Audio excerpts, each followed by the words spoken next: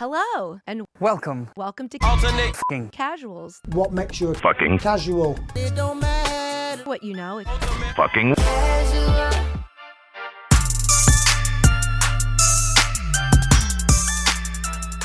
Okay, cool. Fucking ultimate effing casuals. We're back, baby. Nathan, Isaac, my fellow casuals, how are we doing? Dude, some more good events. And I'm excited, man. It's, things are rolling. Been going well. I'm excited. Yep, just feeling super casual today, ready to get the casualness going. Oh, unrelated matters. Something I saw. Bill Belichick did not make the Hall of Fame on his first ballot. So I had to see what the statistics were. He is tied for first for the most Super Bowl wins as a head coach with 6. Most Super Bowl appearances as a head coach with 9. He's first. First with most playoff wins as a head coach, 31. First for most seasons with 12 or more wins as a head coach with 13. First most division titles with 17. Third most regular season wins as a head coach with 302. Second most consecutive seasons over 500 as a head coach with 18. I thought he was going to get it, to be honest, considering the run he had with the Patriots. I know, Brady, separated himself and he was able to get a title without him. But, and this is something else Nathan can speak to more because he actually watches a little bit more college football than I do. But did his run with UNC affect this, at all? His run at UNC hasn't been phenomenal so far, but it really shouldn't. This is all about what you did in the NFL. And so if there's actually a voter on that Hall of Fame panel that his deciding factor was, oh, wow, he underachieved at the University of North Carolina when he's never coached college ball once in his life, that's actually insane. And that's kind of the reaction I've seen, is that people think this is the Hall of Fame should actually lose credibility over this. Genuinely, they're no longer an organization that NFL players should take seriously if they're going to do Bill like this. Because if he's not a first ballot Hall of Famer as a coach, there is no coach that's a first ballot Hall of Famer. Yeah, that's along the same lines. Because the only way you can even try to justify this is if you try to factor in this UNC run. But like you said, it's two different sports, college football and NFL. It shouldn't even be considered. But that's the only way this even makes sense.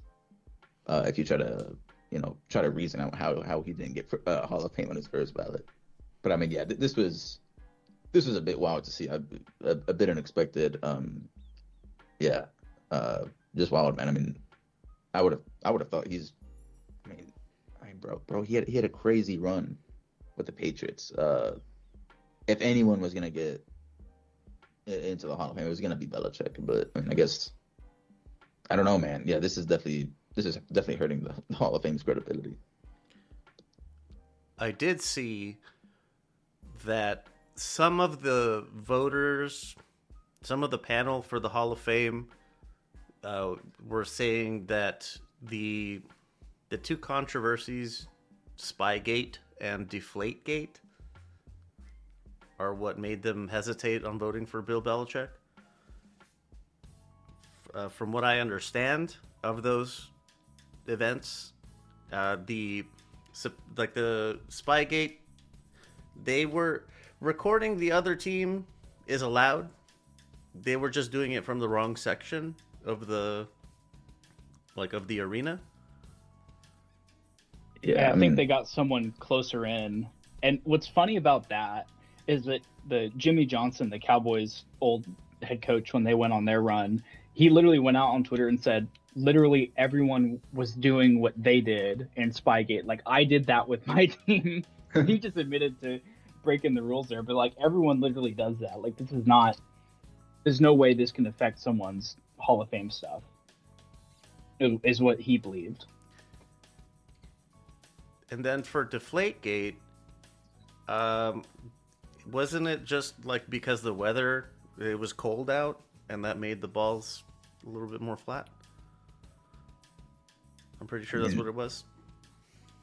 The thing is, like, even if you try to like, and this is something like always comes up, like with when people try to criticize Brady, like, if you want to remove those wins, fine.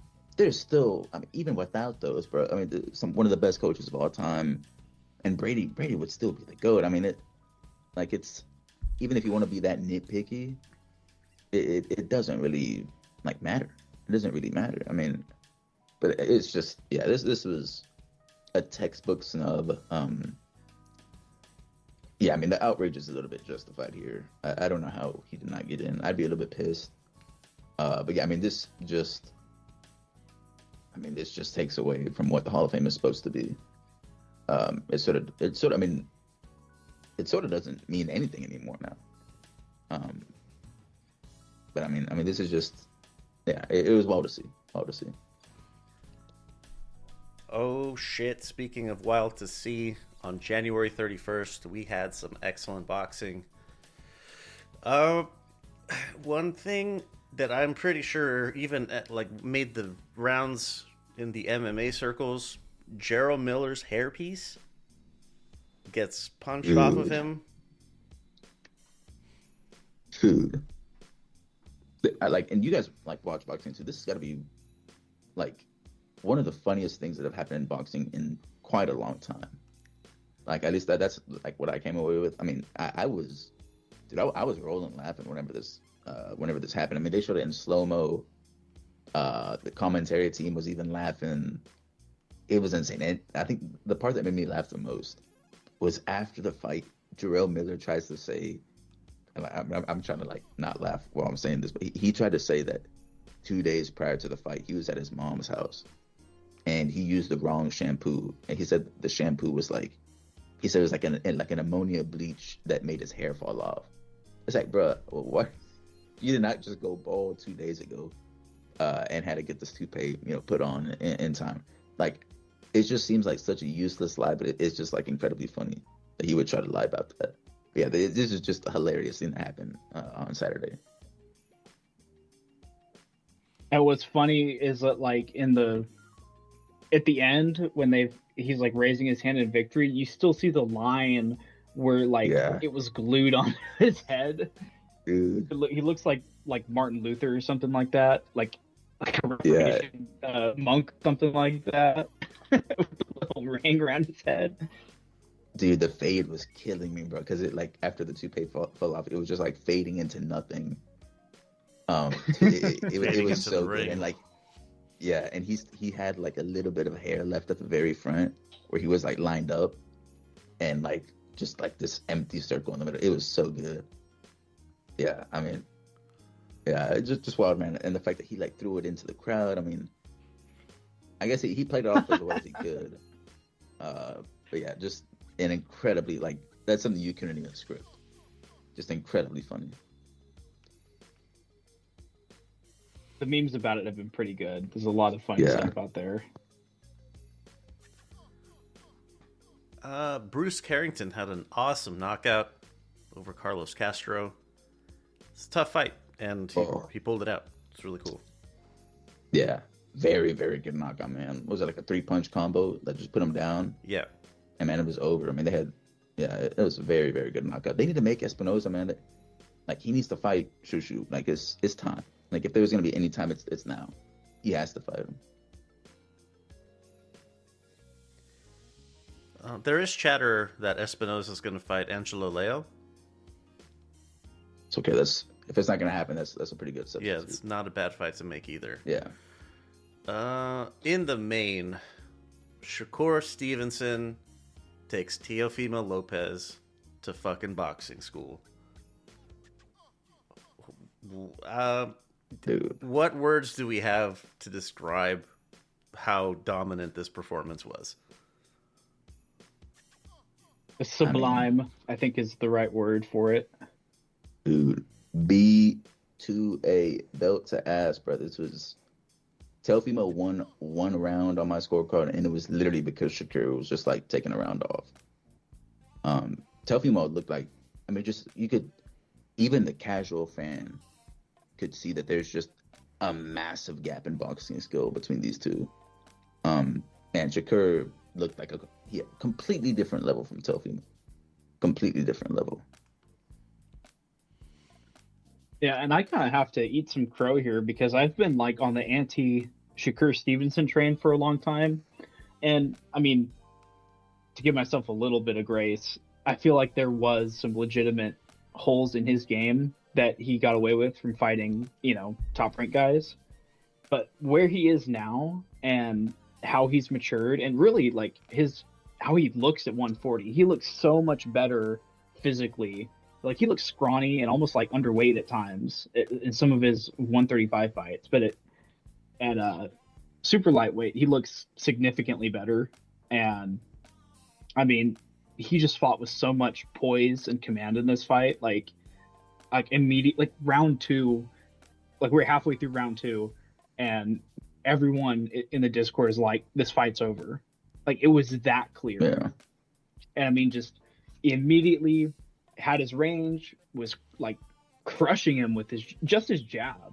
His jab alone was killing Tio. And I don't know if there's, really any version of Tio that could have beaten that, right? Like, I don't think this was just an off night for Tio where his tendency of fighting down to his competition finally came back to bite him. Like, I think Shakur was just like on his A plus, like S tier game. Yeah, just a different level, man. I have to say this as well, bro. Teofimo Sr., his dad, who is like his coach, his corner, it's got to be one of the worst trainers I've ever seen in any combat sport, really. Literally zero advice throughout the fight. Like, if anything, he's probably just like stressing Teofimo out during the break in between rounds. I mean, his advice. The extent of his advice is literally hit him, win the round. What are you doing? That's all he was saying in between rounds. It just, I mean, and we've seen this before. But dude, and we've said this before. But man, Teofimo, he needs to leave, get another coach. Man, at this point, it's probably too late. Especially, the time to do that was way before. But dude, just incredibly bad advice. And maybe one of the worst trainers to have in your corner in a fight. Just incredibly bad. Yeah, I was waiting to throw that piece in to finish the topic. Like, that was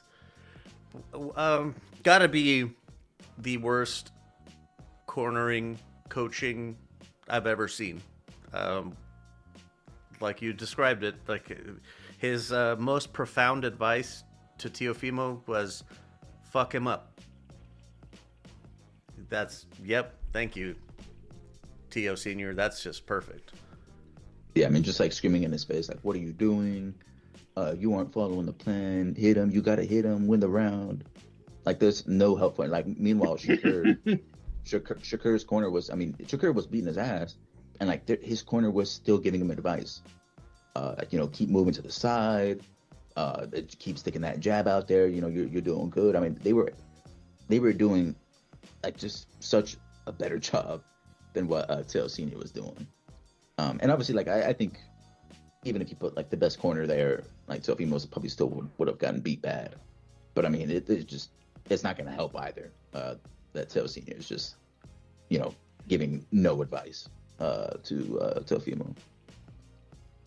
Well, Tio's best progression as a boxer came when he had Joey Gamachi in his corner for the Loma and the Richard Comey fights. Like, that was when he looked his absolute best. And for whatever reason, I guess just because of family issues, they kicked him out, and it's been Tio Senior.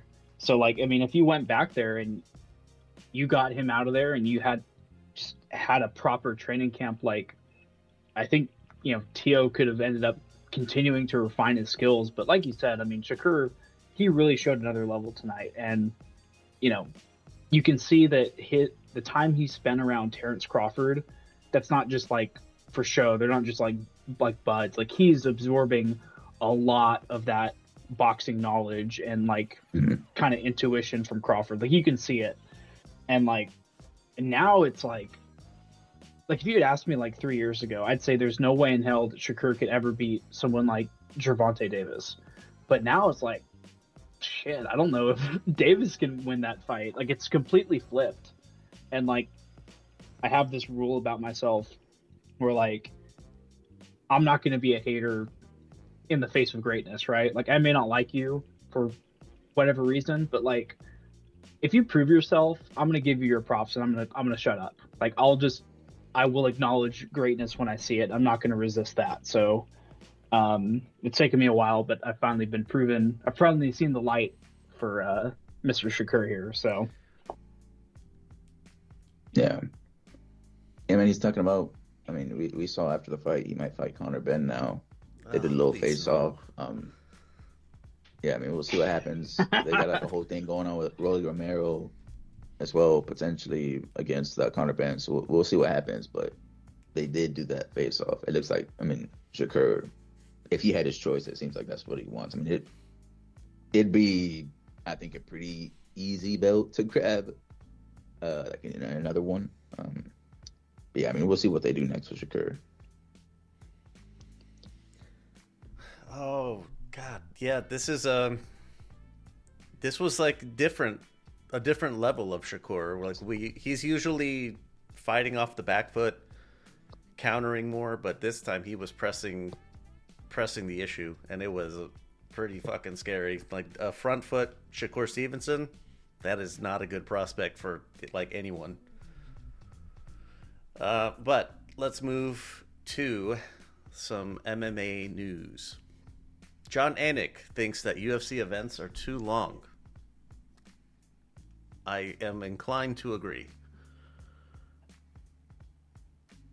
Yeah, I mean, I don't like the fact that like I'll start watching like at 6 in the afternoon, and, like end up going to bed at 1 a.m. or like 12:30. That part I don't like. I would like to go to bed a little bit earlier. But yeah, I mean, I guess I sort of agree with that sentiment. yeah, I don't know. I mean, I think a 5-fight. I mean, I've just been used to that. A 5-fight UFC card, and like, if we're going from like, if it ends up being 3 hours for the main event, like, I'm perfectly fine with that. But like, it's not just that. You have, quote unquote, early prelims and then other prelims, and so I can see like, from his perspective, his ass has got to be there way earlier, and he's got to call all that, and I have the luxury of like, I can just turn this off and I can come back for the stuff I care about. But I don't know, I think I kind of like the idea of you can tap in and out of these events as stuff is coming on, right? Like if you just want to watch the co-main and the main, like, there's nothing stopping you from switching the channel to another sport until that happens. Yeah, that's normally what I end up doing. Like I bounce around to boxing or to some other sport, NBA, something. You just gotta have a little break, especially like in that early prelim to mid prelim range. You gotta take a little break. Boxing promos, they have like undercards or prelims as well, and typically the commentary team is not the same one that you get for the main portion. But it does seem like Anik and whoever, they have to sit through the entire thing, which it seems like a bit of a marathon. Like I get to fast forward through all the talk between fights. Yeah. Interesting thought though, that they're too long. You could just chop off the early prelims, and that's a good chunk of time. Something a little humorous. Dan Hooker's name on Paramount Plus, when translated to Italian, they named him Dan Prostitute. Damn, that's actually a bit wild. Like on the Italian stream? On the Italian website. Wow.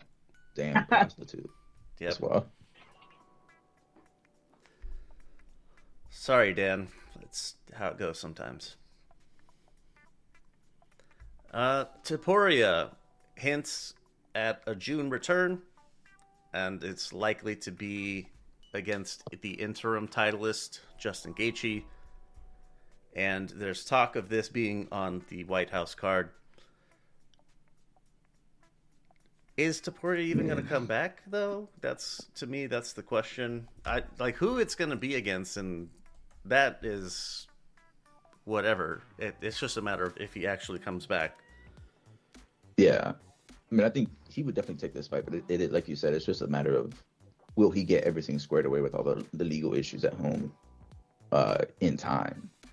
I mean, that's really the only question. But I think he would absolutely take this fight. I mean, we were talking about it before, but man, he'd slaughter Gaethje. Like if they made that fight, I mean, just prepare yourself to see Gaethje get slept at the White House card. I mean, because it's gonna happen if it gets made.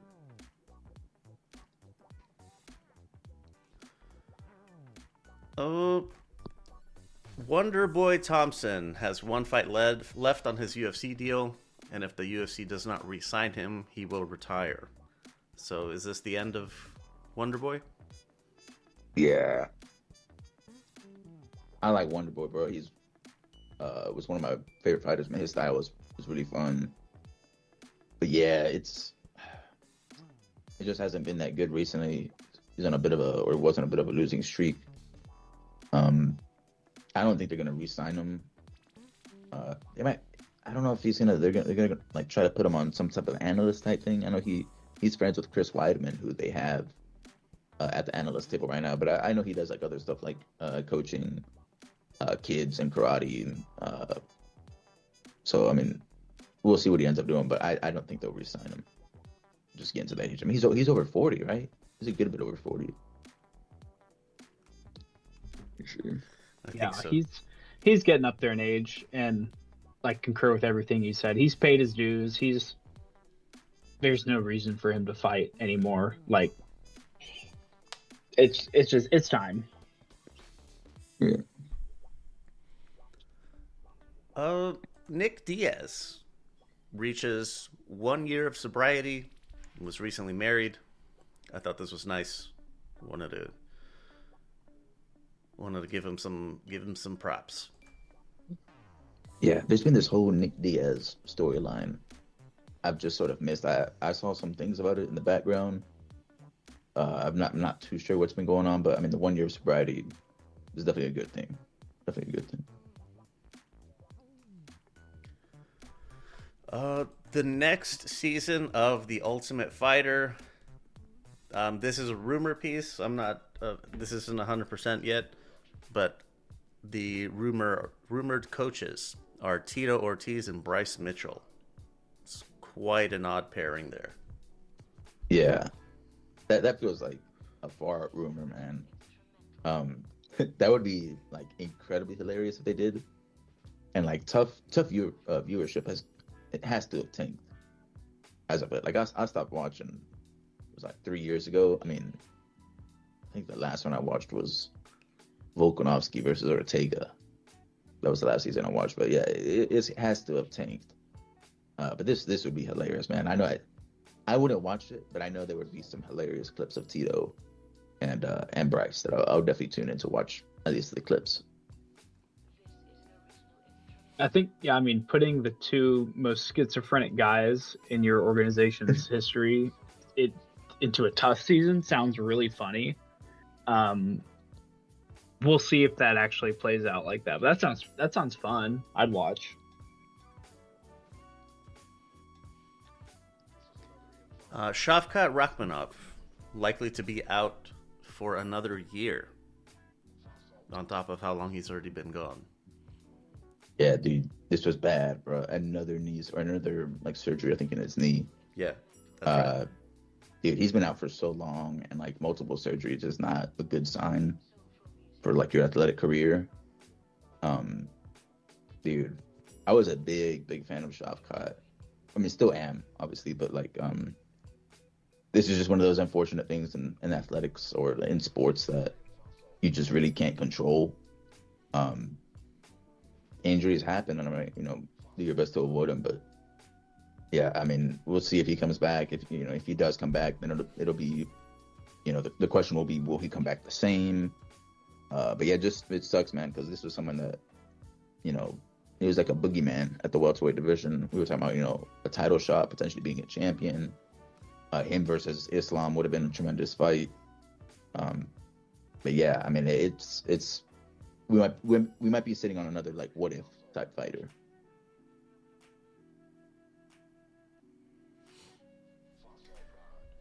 Yoel Romero was scheduled to fight in BKFC and had to drop out. Just saw his name. Thought it would be fun to mention. Good old Yoel. Did he miss weight or what? What happened? I think he got sick. Oh, okay. Ooh. Chito Vera versus David Martinez. Looks like that fight is going for February 28th. I don't think that's going to be the headline though. That's a solid fight. That's an action fight for us. Yeah. March 21st, UFC London. Movsar Evloev versus Lerone Murphy. Final eliminator. It's kind of a silly set of circumstances. Like, Volk should not have fought Diego. He should have fought one of these guys. Like, both these guys should have gotten a title shot versus Volk, but this is, like, I guess the next best thing. Like, the division's moving forward. The winner of this will fight Volk. It'll be a new opponent for him no matter what, and then the division can go onward. Like, so they're sort of, like, forcing themselves into a corner now. The winner of this fight 100% has to fight for the title. It's going to be interesting. The only question I have now is they're going to be fighting like a month and a bit from now. We know Volk likes to stay a bit active. So, I mean, presumably, obviously, you got to give time to the winner of Evloev versus Murphy to recover, set up their camp and everything. I mean, so we're looking at maybe like a summer to late summer fight for the title. I mean, Volk won, I'd say, pretty like easily against Lopez. Didn't take too much damage. Has to, I guess, let his shoulder recover a bit. But I wonder if he's going to want to fight before then. And that's going to be very interesting if he does. But I mean, especially considering like his age, I mean, he probably doesn't want to be waiting too long now, just because he's getting older. But I mean, yeah, the winner of this fight definitely deserves to fight for the title. Man, Nathan, you nailed my sentiment. Like, why this shouldn't be happening. Movsar should have had his shot a while ago. Lerone Murphy was called out by Volk himself. So I'm not... Why did they do Diego Lopez too? Doesn't make sense. Yeah. When they had two fresh matchups. And could have done Lerone Murphy for the Paramount debut, I guess. Yeah. Yeah, I do agree with that. I thought it was going to be Murphy here, man. I think there would have been like no complaints because like Murphy and Evloev probably like equally deserved him. And what's his name? Murphy was coming off a pretty big KO win against what's his face? Aaron Pico, yeah. So I thought I would have been okay if either one of those two, Evloev or Murphy, got the title shot. But yeah, I'm still a little bit confused as to why they gave it to Lopez. Just like 1 year removed, just a little bit wild. UFC 327, the card is starting to take shape. So April 11th, some of the fights that we got: Cub Swanson versus Nate Landwehr, Andre Lima versus Donghoon Choi, Paulo Costa versus Azamat Murzakanov, Tatiana Suarez versus Lupi Godinez, Dominic Reyes versus Johnny Walker, and one on the rumor mill, DDP versus Brendan Allen. Remember, we were talking about Reyes versus Johnny Walker. We were talking about that before. I think it's interesting. Costa versus Murzakanov. So Costa is just like permanently moving up now. It's like no longer at middleweight, I assume. But yeah, that's 327. starting to shape out. Dominic Reyes versus Johnny Walker. It's a fight fan's dream, I guess. I mean, this is a solid card if it comes out like this. Like, this is add a couple more fights in here, and we've got something cooking. Oh, shit. Macy Barber calls out Mark Smith, the referee, saying she does not feel safe with him as the referee for her fights. I thought this was I think that could be said about a lot of UFC refs, like Herb Dean in particular. It's reffing's in a weird spot. It's not as bad as judging, but it's like similarly, it doesn't seem like there's any unified standard of how things go. And so Smith is on the side of, let's wait to see the person, like, you know, actually die before we stop the fight. Yeah, I mean, if you stop the fight when they die. Yeah, you're trying to find a good balance, I guess. I feel like most complaints, I mean, and this is, I guess, always going to be the case, it's either we're stopping them too late or like a little bit too early. And people mad with what's his name, Mark Goddard. I think Adesanya, or who was it? Colby Covington was fighting with Mark Goddard over his fights. I think those were the Usman fights. The Mark Goddard was a little bit too eager to stop the fights in those instances. But I mean, it's just like a delicate balance between, you know, stopping it. I mean, trying to stop it on time is just like a difficult. It's subjective. So yeah, I think there's always going to be complaints. Yeah, there was recently, it was a few weeks ago, the National Combat Sports Summit. It was pretty boxing focused, but there were MMA referees and stuff that attended. And one of the topics actually was pulling fighters out sooner. Whenever it's clearly no longer competitive, then it's time to pull the plug because coaches aren't doing it. So there's a bigger, the shifting focus is towards, I think, fighter safety. Yeah, I mean, I think if you had to choose like one way to like swing, it'd definitely be calling them slightly early, just because otherwise, I mean, we're gonna end up seeing like something serious happen, like health wise. Yep. Yasmin Lucindo suspended for 9 months. Pops for Masterolone. The ruling was that it was not intentional. It was from like a supplement from just any drugstore that you could get in Brazil. So yeah, that's how it goes sometimes. Jairzinho Rosenstruck arrested for kidnapping, facing felony charges. Is kidnapping?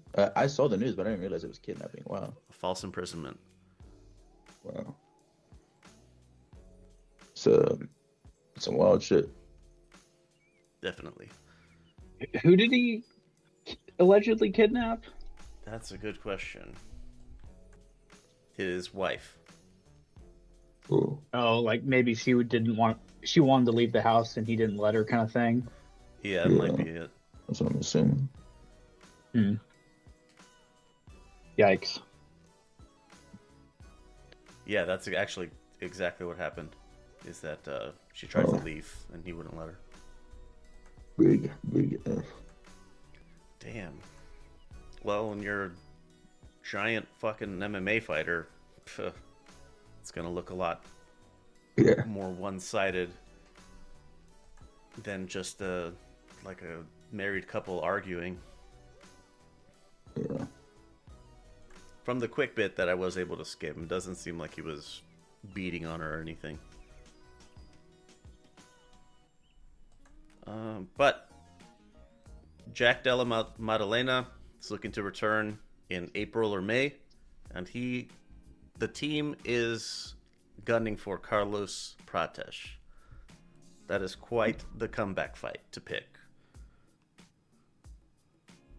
Yeah, I mean, respect, man. I mean, he's trying to get right back into that title picture. I mean, if you can get that win, I mean, that's a big win to have. Prates is on the way up. He just got a stoppage win over Leon Edwards. Yeah, I mean, respect to JDM if he gets that done. Yeah, I mean, this is a tactical risk. I mean, Prates is dangerous, but this is also the exact kind of fight that JDM is going to thrive in. Like, he wants the fight to be standing up, and if he is able to knock him out or, grind out a decision win, that's going to, put him right back in the mix. So, this is exciting. That's a really good fight. Yeah, striker's delight. Dricus du Plessis signs a sponsorship deal with Emirates Airlines that will pay him $2 million a year to include first-class flight accommodations to all of his fights.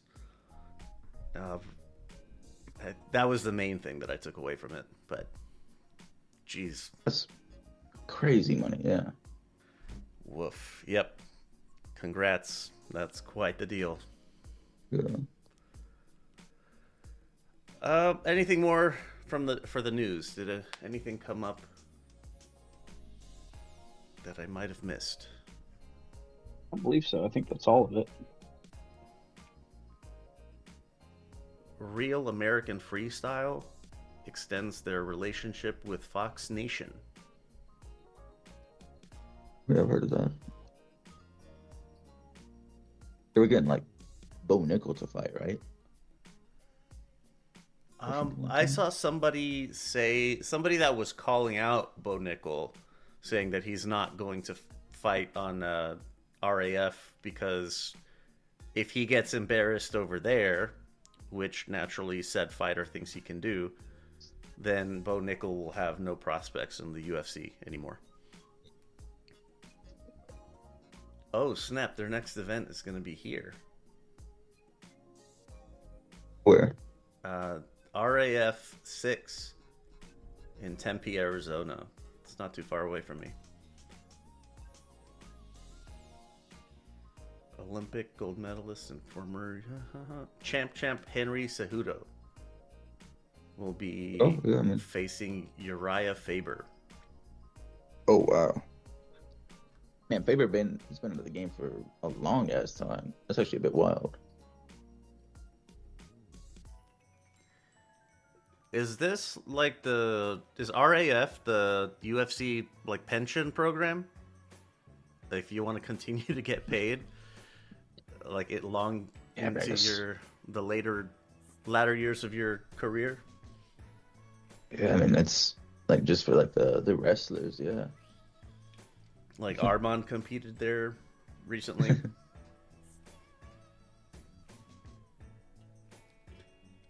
But yeah, that's it for that.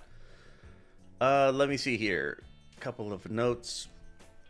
The social media fucking stuff, LVX Media Net. Go hit all the buttons. It's really helpful.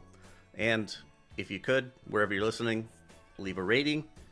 If you're feeling a little extra, a review would not go amiss. And if you want ad-free and behind-the-scenes stuff, go to patreon.com/lvxmedianet. All right. Dandruff doesn't just affect your hair, it chips away at your confidence. But I'm here to tell you, it doesn't have to be this way. It's time to say bye to Flakes with Flakes. Flakes isn't a scented wash you get from the grocery store that just masks the problem. It's a powerful, medically formulated treatment designed to get to the root of the toughest dandruff. Flakes works fast to control the flaking, calm the itching, and soothe the redness that's on your scalp. And here's another pro tip. Flakes will also help with that stubborn beard druff, if you have that too. Imagine feeling completely free to wear whatever you want, whenever you want to. Imagine just focusing on your day and not on your scalp. That's the difference that Flakes makes. Go to lvx.be/flakes for a nice little discount while you help us out a little bit in the process. Don't settle for temporary fixes that smell like the produce section of your grocery store. Fight back with the shampoo that dermatologists trust. lvx.be/flakes. Do you have that nagging feeling of being exposed when you're online? In today's world, a simple antivirus isn't enough. Your digital life, your photos, your bank accounts, your family's privacy, it all needs more than just a basic firewall. You need Malwarebytes. Malwarebytes is your complete shield against the chaos of the internet. The powerful next-generation antivirus instantly quarantines threats, locks down malware before it can do any damage. But it doesn't stop there. It includes an ultra-fast, ultra-private VPN to encrypt your connections, keeping your location and data private while you're on public Wi-Fi. Plus, the integrated ad blocker makes your browsing cleaner and faster. Whether you're protecting your personal machine or securing the whole household, Malwarebytes is a plan for you. Go to lvx.be/mwb to find the subscription that's right for you. Don't wait for the next error message. Take control of your digital peace at lvx.be/mwb. There's that. Okay. Into the recaps. Friday, January 30th.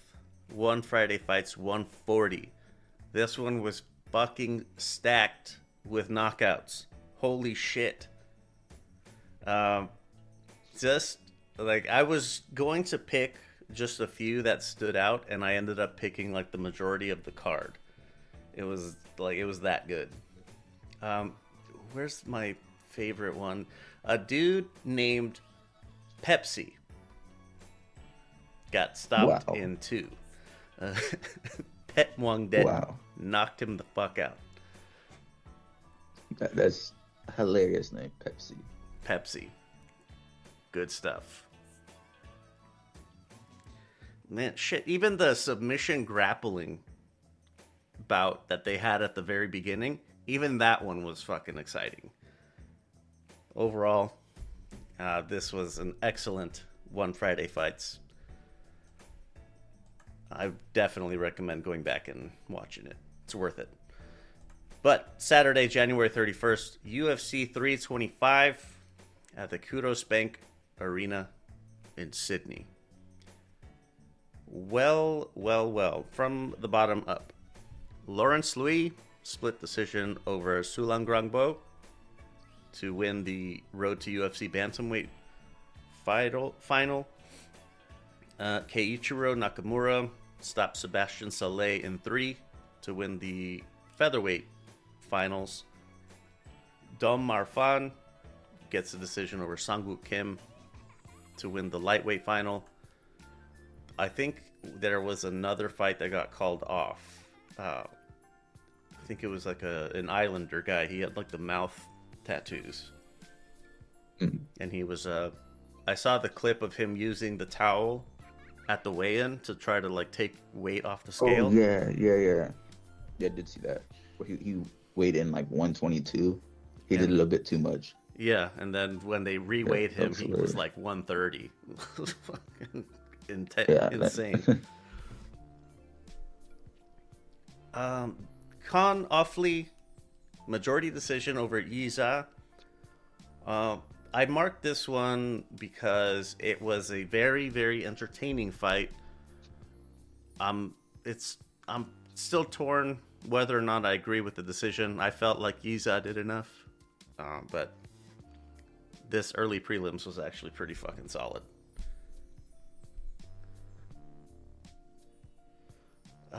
Moving up. Jonathan McAuliffe submits Oban Elliott in 2. Good fight. Jacob Malkoon, UD over Torres Finney. I think Torres hurt himself at some point. Yeah, what was it, like his calf, I think they said? Yeah, it was one of his like lower... Something popped. Yeah, something popped. Yeah, rough outing. Cam Rouston stops Cody Brundage in 2. Well done. Billy Elikana submits Junior Tafa. I marked this one as well because Tafa was beating the shit out of Billy for a bit. Yeah. Yeah, I mean, I just feel like the Tafa loss is just like a classic on Australian cards. I mean, it's he did well early, but yeah, unfortunate. Into the main portion, Quillen Salkill submits Jamie Malarkey. It's a later replacement, I believe. Mhm. Yeah, that was good on Salkill. He showed, I mean, last time we saw his striking looked very good. This time we got to see a little bit more of his wrestling and his grappling. Yeah, dude, he looks good, man. Salkill looks good. How soon do you think we get this guy into ranked opponents? Malarkey is like, that's a good one to have. Like, Malarkey's been with the UFC for some time now, and like they normally always put him on these type of cards. I think maybe 1 or 2 more fights, and he's probably fighting for a ranking. Lightweight is pretty stacked, though. Who's 15 right now? Fares Ziam, the French damn. striker. Yeah, that's the thing, man. That's what you want to see in a division, I guess. I mean, it's 1 through 15 are like decent names, but I mean, I guess at lightweight it's gonna be hard to break in. But I think, especially with the type of hype he has, the knockout he had last year, I think the UFC will give him a little push. Taliesin Teixeira beats Tai Tuivasa by decision. It was certainly a fight. Dude, I think they said like 6 fights in a row he's lost. We gotta be good. I mean, it's wild because he is like a fan favorite, so I'm not sure if they'll cut him. But I mean, bro, 6 losses in a row, that's not good. That's not good at all. I had a buddy text me during this fight and say that heavyweights from now on should only fight 2 1-minute rounds. 2 1 minute. Just go all out. Because this was even in victory, Taliesin looks worse, you know? Yeah, I mean, it was definitely one of those like plotty type fights. Tai Tuivasa on a 6-fight skid. Man, people have been cut for less. Yeah. Mauricio Hufi stops Rafael Fiziev in 2. Pretty fun fight. Good fight.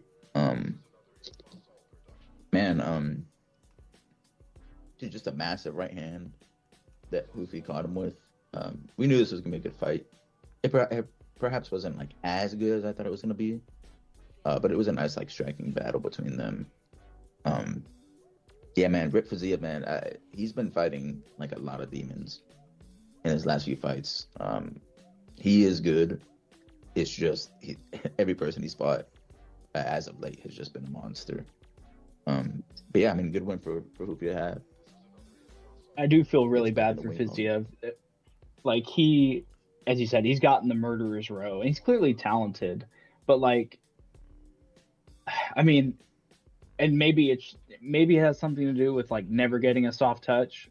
Like, he just unfortunately just drew the bad straw, and he's just getting put through the meat grinder. But you know, he's good enough to like, you know, completely style on a lesser fighter. But anyone who's got, you know, a whiff of being elite, like, he just can't get over the hump. Like, he doesn't have a win against, you know, the times he fought Gaethje, or he fought Charles, right, and lost to him. Pretty sure he did. He's just gotten a lot of like schedule. But...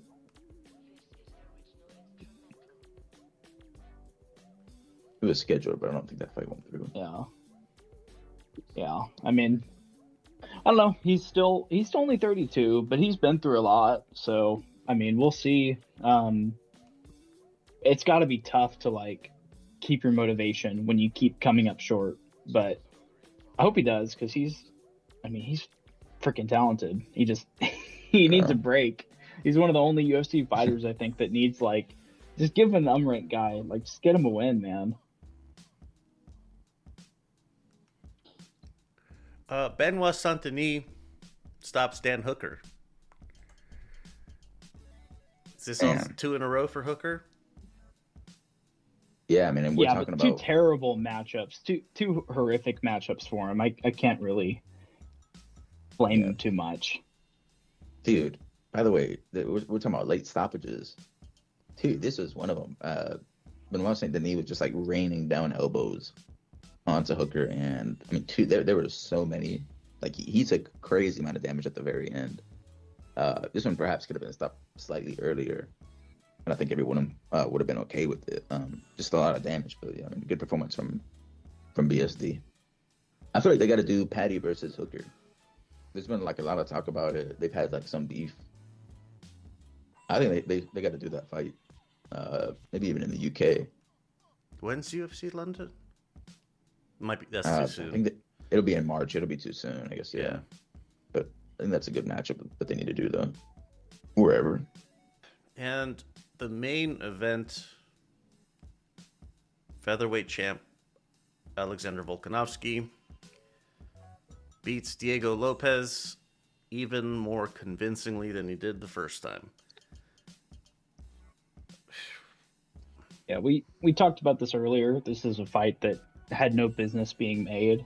It definitely reeked of some UFC higher up being like, we need a new generation, we need a new face, we need a new Mexican champion, right? And Lopez would have catered to that market. But Volk is just too good. I actually wasn't so confident. I just felt like going into the fight, I still had, I guess, a hangover from his last 2 knockout losses, and then obviously he got floored in their first fight, got up and was able to win. But you know, when you're getting up in there in age, it's like, and you've gotten your chin checked, you're worried that he might disintegrate at any moment. But I mean, he's still clearly like the highest IQ guy in this division. Like, knows exactly what he needs to do, has multiple ways he could win, and it's like not like crazy elaborate stuff. Like, all he did was just like change the direction that he was circling, and that was enough to keep Lopez from actually like settling down. Like, he didn't know how to cut off the cage when he just reversed directions, and almost compare him to like, you know, an elite offensive lineman, right, in the NFL, right? There's nothing extravagant about like good form blocking, right? But if you do that over and over and over again, like, you know, hey, the DB's not getting past you, right? And I mean, that was kind of the Volt game plan. He knew, I'm going to execute these series of steps. I'm going to, you know, not get into a reckless exchange. I'm going to fight on the outside. I'm going to time him when he steps in and, you know, dip out. And I mean, he fought great. It was vintage Volk again.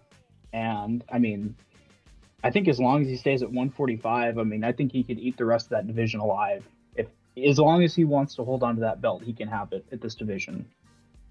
Yeah, I mean, I think Volkanovski, the whole comparisons with Aldo, I think are over now. I think he's probably with like no debate at this point. I think he's probably the best featherweight of all time. I was going to ask if he wins that. Yeah, I mean, he recaptured his belt, man. He's 37 years old. He's fighting like the younger, like new contenders. I think you just got to consider him the best now at this division. He came back after getting knocked out like pretty brutally twice. It's just, I think you got to consider him the best. And like Nathan said, like you guys said it, I would favor Volkanovski, I think, against Murphy, probably even against Mosfar at this point. I think he has like the wrestling in order to fight back against Evloev. So I mean, those matchups will be interesting just because those are the new age contenders. I mean, if he gets through those, I mean, we're talking about like all time consideration, you know, for all time fighter, not just for featherweight.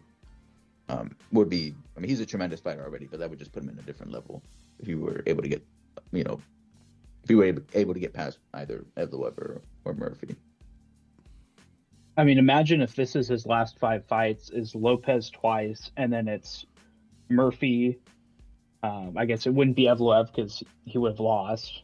But let's say it's Murphy, John Silva, and then Movsar Evloev, and that's his last 5, and he retires. I mean, that's an incredible career. Would be Like an incredible run. His only like losses coming to guys that are like also generational. Bruh. Yeah, I mean, it would be a pretty wild run. And it's even crazier when you factor in the fact that he got knocked out. Like, people don't really come back from those type of fights, especially at his age. But I mean, he did, and he looks fantastic still. Fantastic. Yeah, Actually, I will say he would have actually one bad loss. He lost to some guy named Corey Nelson in 2013, but we'll give him that one. We'll pretend that didn't happen. One of our like emergency topics, if we don't have anything, is a prime versus prime fantasy fight of Jose Aldo versus Volkanovski. Is that even still a debate at this point? I think there's an argument for it. Like, it's hard to argue in the moment when Volk's on top like this, but like Aldo wasn't just a specialist. He had, his jiu-jitsu, his striking, he had a lot going for him as well. He's a multifaceted fighter. And kind of similar to Volk, he had a late career resurgence too after falling off when McGregor beat him. I mean, I think there's definitely an argument for Aldo, but like in terms of accomplishments, I mean, he's starting to, I think Volk's overtaken him at this point. I'd agree. So we know what's next for Volkanovski. It's either Evloev or Murphy. But where does Diego Lopez go from here? Because as long as Volk is champ, there's no reason that Diego Lopez should have another title shot. But yeah, he's still a pretty top contender, right? Yeah, I mean, you go the Rodriguez. Like we're going to say. Yeah, I was going to say that exact same thing. Is Yair Rodriguez is the obvious fight. Yeah, you just can't give him another title shot. I mean, the second one wasn't even supposed to happen, really. Maybe if let's say like Evloev or Murphy win, and they manage to take the belt away from Volkanovski, and he retires. Like, okay, it's a fresh matchup. There's the history between Lopez and Evloev there. You could sort of build back up to a title shot, but for now, I mean, he needs to get back. Fighting for his position, man. 2 or 3 more fights. He has to go back to defending his ranking, and maybe we can talk about another title shot later. So it looks like they both got pretty firm roadmaps. Well, Volkanovski's is pretty much determined at this point, but yeah, Diego Lopez has some options. All right. Anything more for 325? All right. Previews. This weekend is light.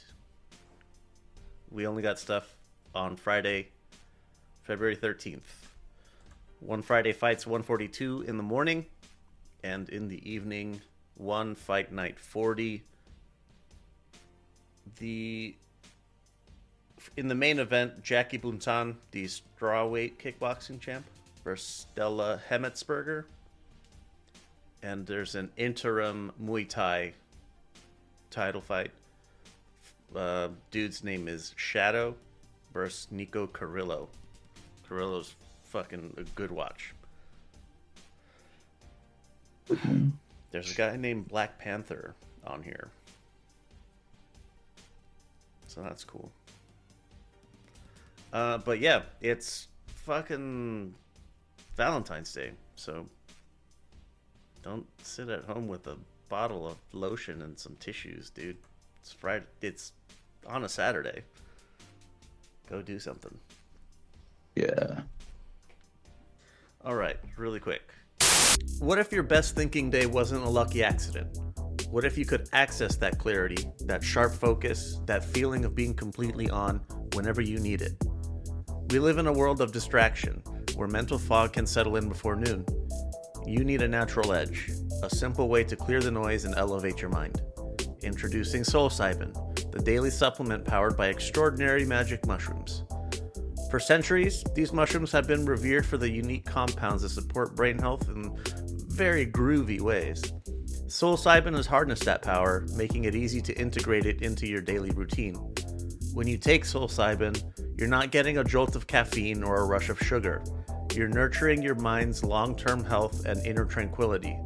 Experience better focus for complex tasks, sharper memory recall, or a consistent, calmer energy throughout the day. Whatever you need, psilocybin has a supplement for you. Ready to cut through the mental clutter? Are you ready to tap into your highest potential? Go to lvx.be/soul. That's lvx.be/soul. Get yourself a nice discount while helping us out while you're at it. Unlock your mind's clarity with psilocybin. Look around you. The food on your plate, the plants in the garden, they all depend on one tiny little hero, the honeybee. But bees are struggling, and the health of our planet is at stake, not to mention a third of what's on our dinner plate. Project Honeybee steps in with the belief that saving the bees can start with something beautiful. With a catalog of stunning bee-themed jewelry, necklaces, earrings, and charms that capture the spirit of the hive. When you wear a piece from Project Honeybees, you're not just wearing art, you're wearing your commitment to the buzzing buddies. Every single purchase directly funds conservation efforts, creating safe bee habitats, sponsoring research, and educating communities. It's beautiful jewelry with a purpose. Go to lvx.be/bees to get yourself a nice little discount and help us out in the process. Make an impact and look incredible while doing it. Find your next piece today at lvx.be/bees. Wear the change. Buzz, buzz, bitch. The phone line, 833-589-7637. Hit me up in WhatsApp. I want to hear your spiciest takes. And if you want to hit us up in Discord, lvx.be/discord. All right. We are heading into Valentine's Day weekend. Parting words. Yeah, I think definitely on the 14th. Try to do something else. There's not much going on. Go out to dinner or something. Just do something else productive. But yeah, I mean, there's it's gonna have breaks every once in a while. There'll be more fights. Yeah, enjoy the time with someone you love. No better time to do that. Man, even if you're flying solo like me, I will be taking myself out somewhere nice. Yeah. That new spot you want to try, just go anywhere, bro. Yeah. Go visit. Go outside, fucking touch grass, as they say. No better weekend right now, since there's not much going on. But that's it for this edition of the Ultimate Effing Casuals. Man, we'll see you on the other side of this lull that we're dealing with for Valentine's Day weekend. Yep. Take care.